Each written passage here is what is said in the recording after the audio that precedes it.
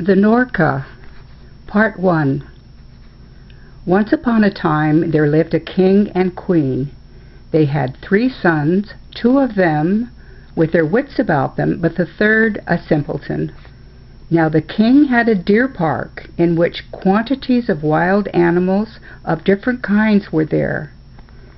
Into that park there used to come a huge beast.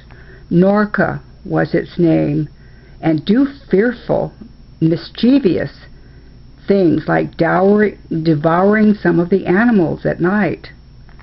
The king did all he could, but he was unable to destroy it. So at last he called his sons together and said, "Whoever will destroy the Norka, to him will I give half of my kingdom." Well, the eldest son undertook the task. As soon as it was night, he took his weapons and set out. But before he reached the park, he went into a tavern, and there he spent the whole night in revelry. When he came to his senses, it was too late. The day had already dawned. He felt himself disgraced in the eyes of his father, but there was no help for it. The next day, the second son went and did just the same. Their father scolded them both soundly, and that was the end of it. Well, on the third day, the youngest son undertook the task. They all laughed him to scorn, because he was so stupid, feeling sure he wouldn't do anything.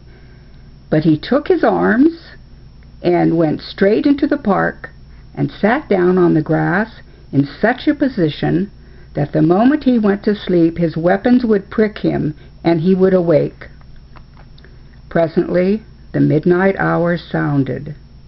The earth began to shake, and the Norka came rushing up and burst right through the fence into the park. So huge was it. The prince pulled himself together, leapt to his feet, crossed himself, and went straight at the beast. It fled back, and the prince ran after it. But he soon saw that he couldn't catch it on foot. So he hastened to the stable and laid his hands on the best horse there and set off in pursuit. Presently he came up with the beast, and they began to fight.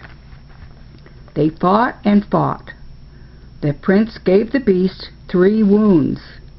At last they were both utterly exhausted, so they lay down to take a short rest. But the moment the prince closed his eyes, up jumped the beast and took to flight. The prince's horse woke him. Up he jumped in a moment and set off again in pursuit, caught up the beast, and again began fighting with it.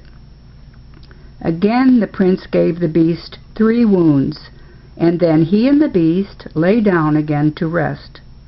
Thereupon away fled the beast as before. The prince caught it up and again gave it 3 wounds. But all of a sudden, just as the prince had chased him for a 4th time, the beast fled to a great white stone, tilted it up, and escaped into the other world, crying out to the prince, "Then only will you overcome me, when you enter here." The prince went home, told his father all that had happened, and asked him to have a leather rope plaited, long enough to reach to the other world. His father ordered that this be done.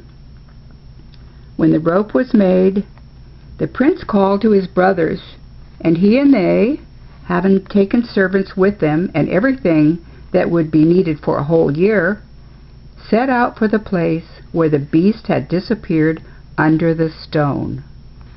When they got there, they built a palace on the spot and lived in it for some time. But when everything was ready, the youngest brother said to the others, "Now, brothers, who is going to lift this stone?" Neither of them could so much as stir it, but as soon as he touched it, away it flew to a distance, though it was ever so big as a hill. And when he had flung the stone aside, He spoke a second time to his brothers, saying, "Who is going into the other world to overcome the Norka?" Neither one of them offered to do so. Then he laughed at them for being such cowards and said, "Well, brothers, farewell. Lower me into the other world and don't go away from here. But as soon as the cord is jerked, pull it up." His brothers lowered him accordingly, and when he had reached the other world, underneath the earth, he went on his way. He walked and walked. Presently he spied a horse with such rich trappings, and it said to him, "Hail, Prince Ivan! Long have I awaited thee." He mounted the horse and rode on, rode and rode, until he saw standing before him a palace made of copper. He entered the courtyard, tied up his horse, and went indoors. In one of the rooms a dinner was laid out. He sat down and dined, and then went into a bedroom. There he found a bed on which he lay down to rest. Presently there came in a lady, more beautiful than can be imagined anywhere but in a fairy tale, who said, "Thou who art in my house, name thyself. If thou art an old man, then thou shalt be my father. If a middle-aged man, my brother. And if a young man, thou shalt be my husband dear. And if thou art a woman, and an old one, thou shalt be my grandmother. If middle-aged, my mother. And if a girl, thou shalt be my own sister." Thereupon he came forth, and when she saw him, she was delighted with him, and said, "Wherefore, O Prince Ivan, my husband dear shalt thou be. Wherefore hast thou come hither?" Then he told her all that had happened, and she said, "That beast which thou wishest to overcome is my brother. He is staying just now with my second sister, who lives not far from here, in a silver palace. I bound up 3 of the wounds which thou didst given him." Well, after this they drank, and enjoyed themselves, and held sweet converse together, and then the prince took leave of her, and went on to the second sister, the one who lived in the silver palace, and with her also he stayed a while. She told him that her brother Norka was then at her youngest sister's house, so he went on to the youngest sister, who lived in a golden palace. She told him that her brother was at that time asleep on the blue lake, and she gave him a sword of steel and a draught of the water of strength, and she told him to cut off her brother's head in a single stroke.